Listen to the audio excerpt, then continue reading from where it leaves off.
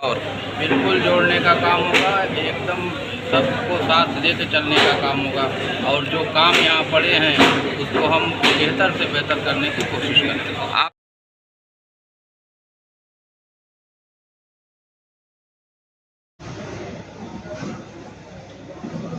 आज मुख्तार वसीम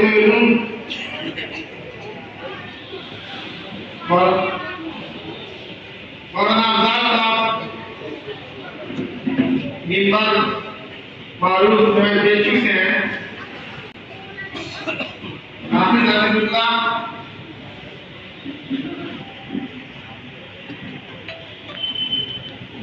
पीछे के कुरान करीम की एक तफसीर है, उसकी इनकी खिदमत में पेश कर रहे हैं हाफिज साहब। हमने जज्बात का इजहार किया, अब मैं इसके बाद गुजारिश करूँगा मेरे मोहतरम बुजुर्गों और दोस्तों, प्रयास आपके इस्तकबाल में ये तकरीब रखी गई है।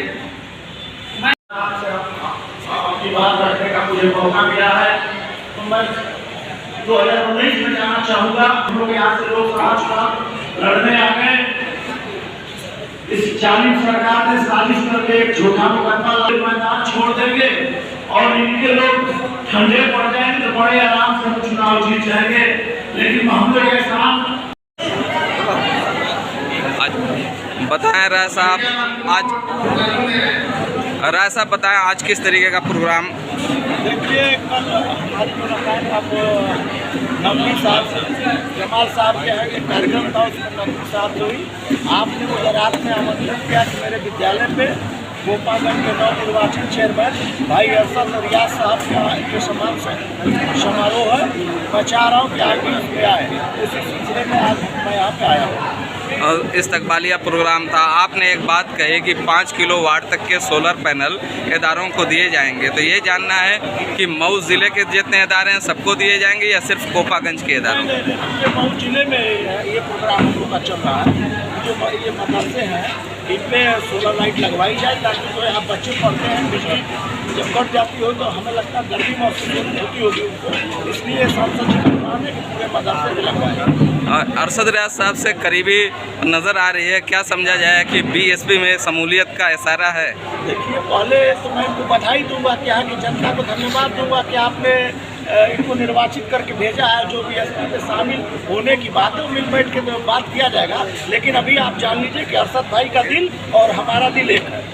मऊ में एक बहुत बड़ा मसला अब चल रहा है, आपने देखा भी है कि रेलवे क्रॉसिंग पे ओवर ब्रिज को लेकर बनाने का, जिसमें सुप्रीम कोर्ट तक मामला गया है लेकिन अभी तक नहीं बन रहा है। तो गोपाल राय जी जो अतुल राय के नुमाइंदे हैं, उनकी तरफ से इस सिमत में क्या कार्रवाई की जा रही है? तौर पर हमने इसको लिखा है, रेल मंत्री को भी लिखा गया था, माननीय मुख्यमंत्री जी को भी लिखा गया। तो हमें पूर्ण विश्वास है कि उस पर काम होगा, 2-3 महीने के अंदर काम होगा जरूर, क्योंकि प्रक्रियाएं जो है वो आगे बढ़ रही है। गोपागंज के लिए अलग से डेवलपमेंट के लिए आपके पास जो निधि है, जो फंड है, वो कितने हद तक आप उसको रिलीज़ करेंगे? मैं आपको बता रहा हूँ कि अब अरशद भाई का दिल और हमारा दिल एक हो गया है, तो हम लोग मिल के बैठ के आपस में डिस्कस करेंगे कि क्या यहाँ करने लायक है, कैसे करने लायक है। तो दोनों लोग बैठ के जो ये निर्णय करेंगे, हमने अभी आपके सामने कहा कि जो ये निर्णय करेंगे उसके साथ है हम। इशारतन समझा जाए कि हाथी की सवारी हो चुकी है। अब आप समझते रहिए, एकदम के हवाई जहाज में बैठ के उड़ रहे हैं। ठीक है, थैंक यू जी। बताएं रियाज साहब, कैसा महसूस कर रहे हैं? हर तरफ से आपको इस्तकबाल किया जा रहा है। बहुत खुशी महसूस कर रहे हैं और हम इदारे के तमाम जिम्मेदारान का शुक्रिया अदा करते हैं कि इन्होंने हमको यहाँ बुलाया और हमें ये इज्जत दी, इसका मैं शुक्रगुजार हूँ। क्या तरजीहात होंगी? डेवलपमेंट पे काम होगा, लोगों को जोड़ने का काम होगा या कुछ और? बिल्कुल जोड़ने का काम होगा, एकदम सबको साथ लेकर चलने का काम होगा और जो काम यहाँ पड़े हैं उसको हम बेहतर से बेहतर करने की कोशिश करेंगे। आपने पानी की भराई की, जल निकासी की जो बात कही वो नहीं है, कोपागंज का एक बहुत बड़ा मसला है, सैकड़ों मकान डूबे हुए हैं, तो क्या समझा जाए इस बार की बरसात में वो मसला हल हो जाएगा? इंशाअल्लाह उस मसले पे हम काम कर रहे हैं और अभी हमारा शपथ नहीं हुआ है। शपथ ग्रहण के बाद जो मीटिंग में वो पहला प्राथमिकता है कि उसको प्रस्ताव ले आके उसको जल्द से जल्द काम कराने की मैं पूरी कोशिश करूँगा। एक आखिरी सवाल आपसे भी, कि क्या आपका दिल तब्दील हो चुका है बीएसपी के लिए?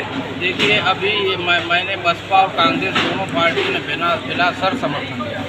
हम आज़ाद चुनाव मैदान में, और अभी हमको सिर्फ अपने नगर पे जो विकास का मुद्दा है उसी पे तवज्जो देनी है। अभी MP MLA का जब चुनाव आएगा, जनता का जो मूड होगा उस हिसाब से हमारे वर्कर्स हैं, हम उसको सोचेंगे, समझेंगे, उससे राय लेंगे। राय लेने के बाद ही कोई डिसीज़न लिया जा सकता है। ठीक है, शुक्रिया।